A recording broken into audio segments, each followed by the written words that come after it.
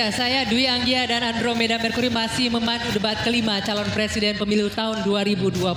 Andro, ini sesi adalah yang paling ditunggu-tunggu, Andro, karena ini adalah sesi tanya jawab antar capres dan saling menanggapi serta saling berinteraksi. Ini yang paling seru, Dwi Anggia. Kami juga terima kasih kepada para pendukung yang sudah memberikan apresiasi, yang mau bekerja sama menaati tata tertib yang sudah kita sepakati bersama, Anggia. Betul. Kita langsung saja undang kembali calon presiden untuk naik ke atas podium, ke atas panggung, menuju ke podium masing-masing. Ya.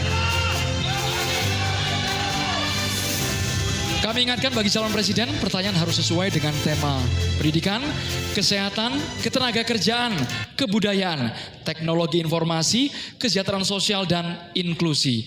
Dan kami mohon jika ada singkatan atau terminologi asing harus dijelaskan terlebih dahulu.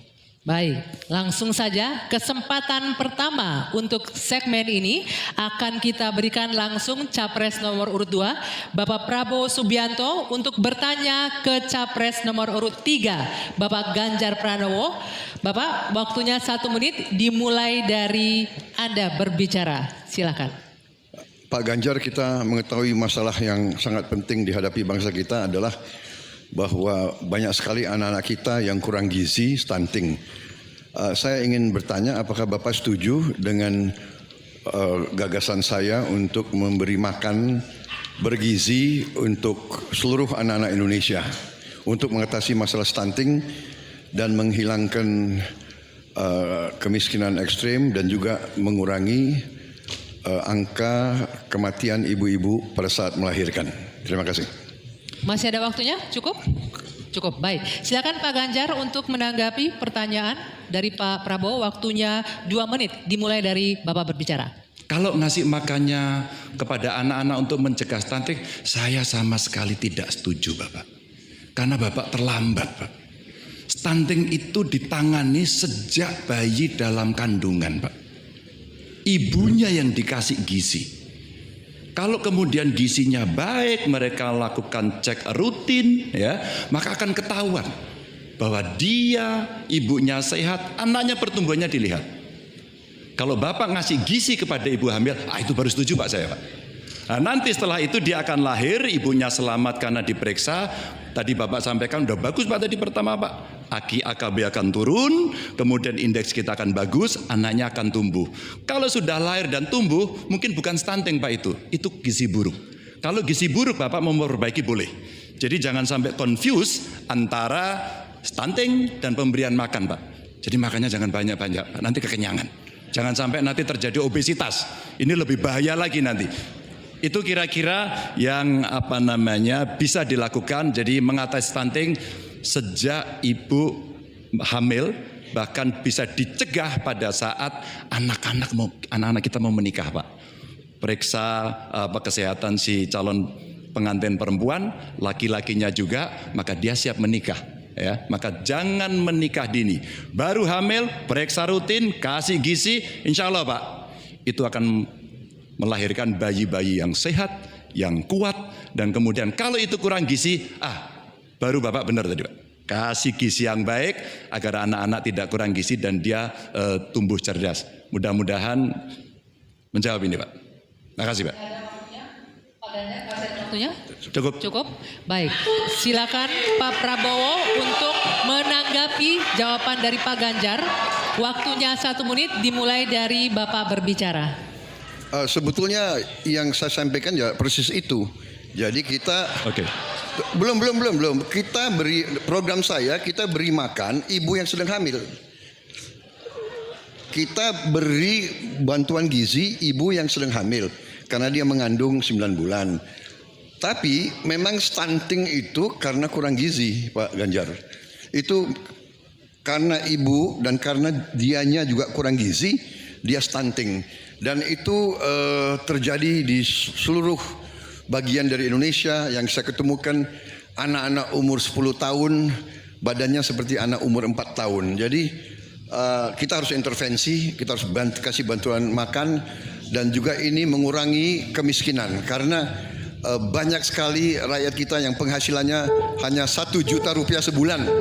Jadi kalau tidak dibantu makan anak-anaknya sangat berat hidupnya. Terima kasih. Ya, cukup waktunya ya. Baik, selanjutnya kami persilakan Pak Ganjar untuk menanggapi jawaban dari paslon nomor 2. Waktunya 1 menit, silakan dari sekarang. Jadi maksudnya Bapak mengkoreksi pertanyaan Bapak ke saya ya tadi ya? Tidak. Pak? Oh tidak? Oke. Bapak setuju atau tidak dengan Pak Prabowo, makan siang? mohon itu? ditahan. Saya izinkan kok Berbicara Bapak, di waktunya biar kita saja nanti. berdebat. Karena Silakan. beliau tidak mengoreksi, saya ingatkan aja pertanyaannya. Bapak mau kasih makan untuk mencegah stunting buat anak-anak. Terlambat Pak itu. Maka saya sampaikan Pak, kalau Bapak mau mencegah stunting Pak, sekali lagi Pak, perhatikan proses menikah Pak. Mulai dari mereka remaja ya, dan kemudian Bapak mesti lihat Pak, perempuan Indonesia, remaja Indonesia itu sebagian besar anemia Pak. Perhatikan itu dulu. Kalau itu sudah, maka dia menikah, perhatikan usianya. 19 tahun usia hari ini adalah menjadi ukuran di mana mereka akan sehat secara mental dan secara fisik. Kalau itu sudah Pak, diperiksakan semua ke dokter, ke rumah sakit dan rutin, itu akan terjaga dengan gizi yang baik yang ada di sana. Itu pendapat saya. Cukup. Waktunya habis Bapak. Terima kasih Pak Ganjar. Mohon tenang hadirin sekalian. Sekarang kita ke calon presiden nomor urut 1. Maksud kami nomor urut 3, Bapak Ganjar Pranowo. Bertanya ke calon presiden nomor urut 1, Bapak Anies Baswedan. Waktu Pak Ganjar 1 menit dimulai saat Bapak berbicara. Pak Anies, lagi rame kita mau tanya soal bansos. Karena menurut saya bansos ini adalah kewajiban negara dan rakyat berhak mendapatkannya. Tapi kita punya problem. Karena banyak klaim yang diberikan seolah-olah ini bantuan orang per orang atau kelompok. Padahal kita masih punya. Ada data yang tidak valid, ada cara penyampaian yang tidak benar, ada protes yang kemudian tidak terverifikasi atau terrespon dengan baik. Ini yang menjadi pertanyaan saya kepada Pak Anies adalah, menurut Pak Anies kira-kira bagaimana tata kelola bansos agar 1, tidak saling klaim, 2, bisa tepat sasaran, 3, tidak menimbulkan kecemburuan-kecemburuan, sehingga inilah satu harapan yang betul-betul bisa diterima oleh rakyat. Silakan. Masih ada waktu Bapak? Cukup. Kami persilakan calon presiden nomor urut 1, Bapak Anies Baswedan, menjawab pertanyaan yang disampaikan oleh calon presiden nomor urut 3, Bapak Ganjar Pranowo. Waktu Bapak Anies 2 menit dimulai saat Bapak berbicara. Ya, terima kasih Pak Ganjar. Pertama, kita harus menyadari bahwa yang disebut sebagai bansos adalah bantuan untuk si penerima, bukan bantuan untuk si pemberi. Karenanya, dia diberikan sesuai dengan kebutuhan si penerima. Kalau penerimanya membutuhkan bulan ini, ya diberi bulan ini. Kalau dibutuhkannya 3 bulan lagi, ya 3 bulan lagi. Tidak usah dirapel semuanya. Oke? Dijadikan sebagai sesuai kebutuhan.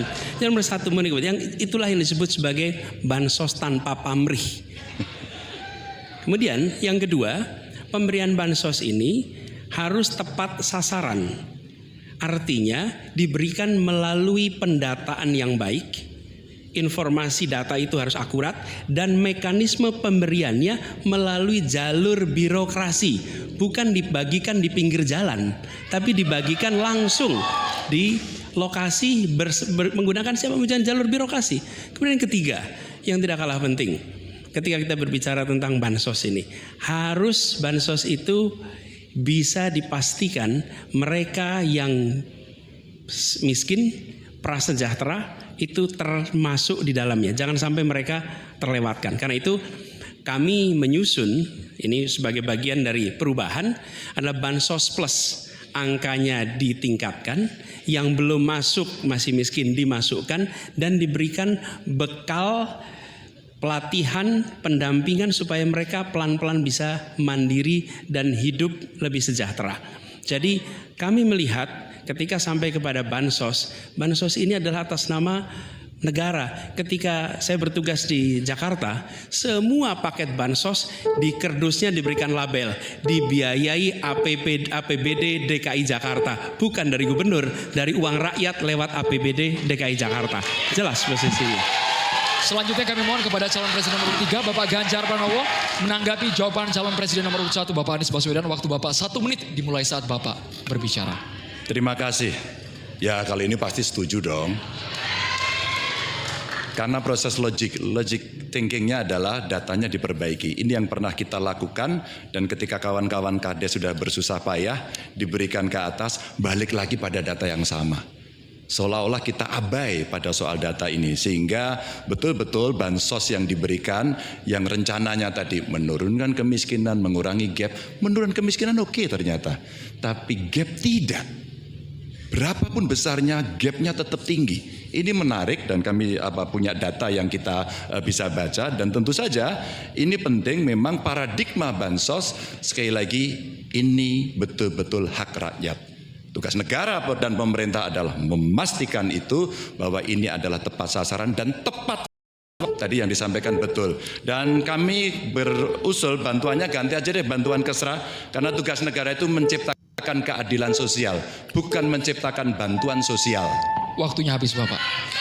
Sekarang Bapak Anies Baswedan untuk langsung menanggapi jawaban dari Bapak Ganjar Pranowo. Waktu Bapak 1 menit dimulai saat Bapak berbicara. Mohon tenang hadirin sekalian.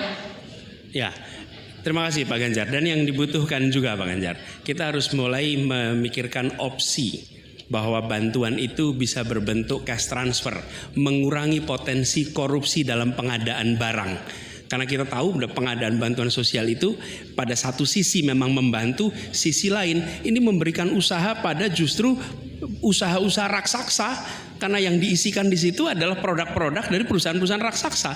Dan ini yang menurut saya harus koreksi. Bila bantuan itu diberikan langsung dalam bentuk cash, ini salah satu yang perlu kita pertimbangkan. Mereka langsung gunakan sesuai dengan kebutuhannya. Lalu yang soal data. Data ini sesungguhnya bisa dikerjakan bersama-sama. Kami pernah lakukan di situ, pasti sama nih Pak Ganjar, berikan kepada RT, RW, mereka musyawarah mencocokkan siapa dalam daftar itu yang benar, siapa dalam daftar yang keliru. PKK, LMK, kemudian Karang Taruna, RT, RW, mereka bisa membantu. Datanya akurat, dananya dipakai sesuai kebutuhan. Makasih. Waktunya habis Bapak. Ya, untuk sesi selanjutnya kita berikan kesempatan Capres nomor urut 1 untuk bertanya ke Capres nomor urut 2. Kami persilakan Pak Anies untuk bertanya kepada Prabowo. Waktunya 1 menit dimulai dari Anda berbicara. Silakan Pak Anies. Baik, Pak Prabowo yang saya hormati, gagasan yang Bapak bawa dan Bapak gaungkan adalah keberlanjutan. Pertanyaannya kemudian, apakah yang sekarang kurang dari pemerintah hari ini akan dilanjutkan? Asumsi saya tidak. Yang kurang tentu tidak dilanjutkan. Karena itu pertanyaan yang perlu dijawab adalah terkait dengan persoalan perempuan. Bagi kami persoalan perempuan ini sangat penting. Dan karena tadi tidak ditanyakan di dalam dialog tadi, maka saya merasa perlu untuk mengangkat tema ini untuk memberikan kepada kita yang nantinya berada di puncak kepemimpinan nasional, memberikan perhatian yang serius pada persoalan perempuan. Ini persoalan yang mendasar. Pertanyaannya Pak, bisakah Bapak jelaskan apa yang kurang dalam pemberdayaan dan perlindungan perempuan sekarang dan bagaimana mengubahnya?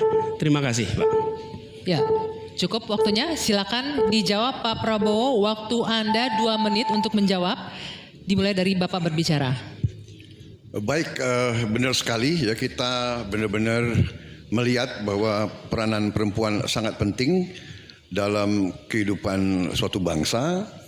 Dan karena itu fokus saya adalah tadi ya, membantu gizi makan untuk kaum ibu-ibu yang hamil. Kedua, fokus kepada pendidikan. Saya ingin membangun sekolah-sekolah unggul terpadu di tiap kabupaten, di mana kaum perempuan harus diberi suatu kesempatan yang sama dengan kaum laki-laki. Dan ini sudah saya rintis di Universitas Pertahanan, di program-program S1 yang kita buka di 10 prodi di bidang Science, Teknologi, Engineering, Mathematics. Ternyata proporsi perempuan sangat besar. Juga di Politeknik Vokasi di Atambua yang kita buka, justru perempuan lebih besar dari laki-laki di mahasiswa dan mahasiswinya. Jadi memang benar ini kita harus memberi kesempatan terutama melalui pendidikan dan pelayanan kesehatan. Ini saya kira sangat-sangat penting. Kita harus kurangi secara drastis kematian yang kita termasuk negara tertinggi kematian pada saat melahirkan. Jadi saya kira upaya-upaya untuk kesetaraan gender sangat penting. Juga di bidang politik kita melihat kaum perempuan sudah sangat mengambil peran yang sangat menonjol dan mendorong peranan itu di pemerintah yang saya pimpin kalau saya dipilih. Terima kasih. Waktunya habis. Saya berikan kesempatan untuk Pak Anies menanggapi jawaban dari Capres nomor urut 2. Waktunya 1 menit. Silakan dimulai dari Bapak berbicara. Ya, terima kasih Pak Prabowo. Tapi mohon maaf, nampaknya Bapak belum menjawab pertanyaan kami. Karena pertanyaan adalah tentang perlindungan perempuan, yang permasalahan apa dan bagaimana mengubahnya. Mohon nanti sesudah ini mungkin bisa dielaborasi soal perlindungannya. Kami melihat ada 3 hal ketika bicara itu. 1, perlindungan. Karena kita menyaksikan jumlah kekerasan pada perempuan luar biasa banyak, tinggi. Catatannya ada 3,2 juta kasus selama 8 tahun terakhir ini. Itu yang tercatat, itu yang terlaporkan. Dan perempuan ini harus dimuliakan, harus dilindungi, dan kekerasan pada perempuan tidak boleh disepelekan, tidak boleh dianggap sebagai isu kecil.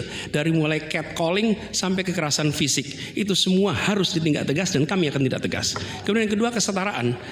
Yang sekarang bekerja dibangunkan daycare sehingga bagi ibu yang mempunyai anak bisa ada tempatnya. Yang ketiga, kesejahteraan. Perempuan harus punya upah yang setara dengan laki-laki. Itu kira-kira Pak. Terima kasih.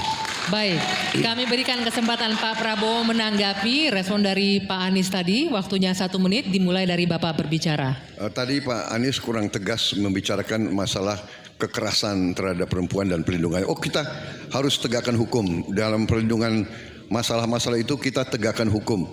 Dan itu harus kita tegakkan dengan sekeras-kerasnya. Dan itu sudah menurut saya aksiomatis. Tanpa kita berpikir panjang, memang itu kita harus lindungi seluruh rakyat kita, apalagi kaum perempuan dari segala bentuk penindasan, kekerasan, eksploitasi, human trafficking, dan sebagainya. Jadi saya sangat-sangat mendorong penegakan hukum yang sekuat-kuatnya dan bantuan kepada lembaga-lembaga event non pemerintah, NGO yang bergerak di bidang perlindungan kaum perempuan. Saya sendiri aktif menyelamatkan kaum perempuan yang bekerja di luar negeri dari tindakan-tindakan kekerasan seperti itu. Terima kasih. Baik. Terima kasih. Hadirin sekalian, sekarang waktunya Bapak Ibu di sini untuk memberikan apresiasi kepada para calon presiden yang telah memasuki sesi tanya jawab dan saling menanggapi. Kami persilakan Bapak Ibu untuk memberikan